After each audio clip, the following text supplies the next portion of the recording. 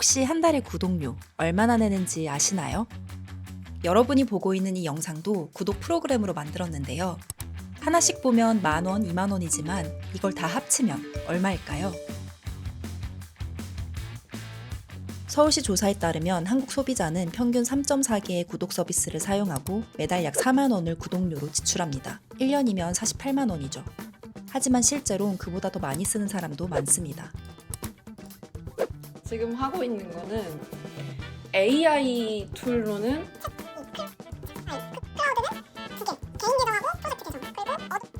그래서 지금 총 몇 개죠? 13개를 구독하고 있네요. 계속 나오네 진짜. 충격적이네. 문제는 이 돈이 한 번에 보이지 않는다는 겁니다. 그래서 요즘 이런 표현이 등장했습니다. 디지털 월세. 집 월세는 다들 정확히 알고 계시죠? 매달 언제 얼마 정도 나간다고요. 그런데 디지털 구독료는요? 정확히 언제 얼마가 나가는지 바로 말할 수 있나요? 디지털 월세라는 말에 진짜 너무 공감을 하고 있고요. 사실 제가 지금 집 관리비로 한 20만 원 가량 내고 있는데 이거 다 따져보면은 거의 그 정도 되지 않을까 싶기는 한데요. 구독은 어느새 현대인들의 새로운 생존 보장비가 되었습니다. 그런데 말이죠, 이 디지털 월세, 우리는 언제부터 내기 시작한 걸까요? 구독 서비스의 역사는 굉장히 길죠. 왜냐면 사람이 사람을 고용하는 것 자체가 구독이잖아요. 일정 금액을 내고 쓰는 거니까. 그렇기 때문에 이거는 상업이라는 게 시작될 때부터 구독 서비스가 있었다고 보고요. 보통은 이제 구독 서비스라고 우리가 말을 하면 우유 구독, 식물 구독을 제일 많이 생각하잖아요. 우유 구독은 예전에 집에 냉장 시설이 없었어요. 그렇게 신선한 우유를 먹으려면 매일매일 누가 가져다 줘야 돼요. 신문 구독 같은 경우에 뉴스를 보여주는 TV가 있거나 아니면 라디오가 없기 때문에 활자로 소식을 매일 전할 수 있는 건 신문밖에 없었어요. 디지털 기술이 발전하면서 구독의 형태는 점점 더 다양해지고 있습니다. DVD 대여 서비스로 시작한 한 회사가 스트리밍 서비스로 전환한 게 2007년. 한국에 본격적으로 스트리밍 서비스가 들어온 건 2016년이었습니다. 그리고 2020년, 코로나가 터졌습니다. 집안에 갇힌 사람들이 OTT로 영화를 보고 음악을 스트리밍하고 게임 패스와 온라인 쇼핑 멤버십에 가입하기 시작했죠. 그 결과 2024년 국내 구독 경제 이용률은 전년 대비 무려 3.8배 증가했습니다. UBS 발표에 의하면 2025년 구독 경제 시장이 1조 5천억 달러라고 했는데 지금 환율로 한 2천조는 훨씬 넘거든요. 우리나라 1년 예산이 700조에서 800조니까 우리나라 예산이 거의 3년치 가까운 예산인 거죠. 근데 이거를 크게 보면 세 가지 이유가 있다고 봐야 되는데 첫 번째는 스마트폰 때문이죠. 전에는 우리가 제품과 서비스를 찾아가야 됐거든요. 마트에 직접 가거나 아니면 전화를 요청하거나 이제는 다들 스마트폰이 있고 온라인이 워낙 잘 돼 있다 보니까 통신의 발전 때문에 잘 된 게 첫 번째고요. 두 번째는 경제 저성장 불황이죠. 지금은 경제 성장이 굉장히 낮잖아요. 물건을 사는데 굉장히 좀 주저주저하는 것도 있고 그러다 보니까 자연스럽게 적은 금액으로 많은 서비스와 제품을 쓰는 구독 서비스가 지금처럼 각광받게 된 거죠.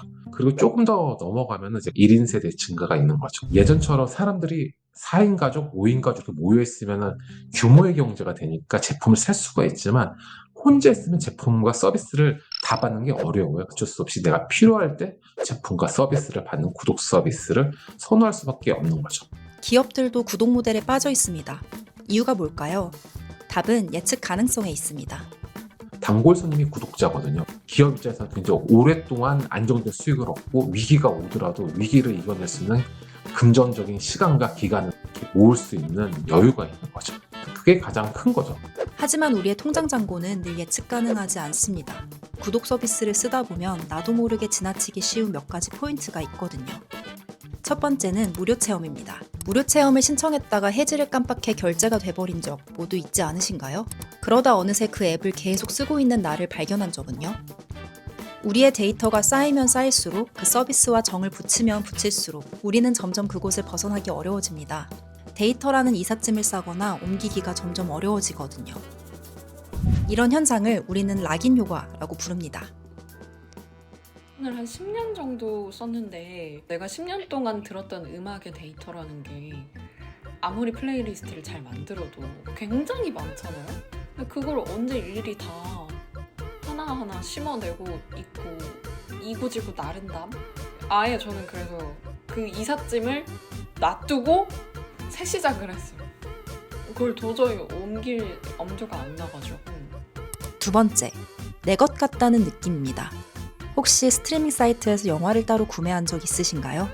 엄밀히 말하면 이때 우리는 영화를 구매한 게 아니라 영화의 이용 권한을 산 겁니다. 서비스가 종료되거나 약관이 바뀌면 내가 산 콘텐츠가 사라질 수도 있는 것이죠.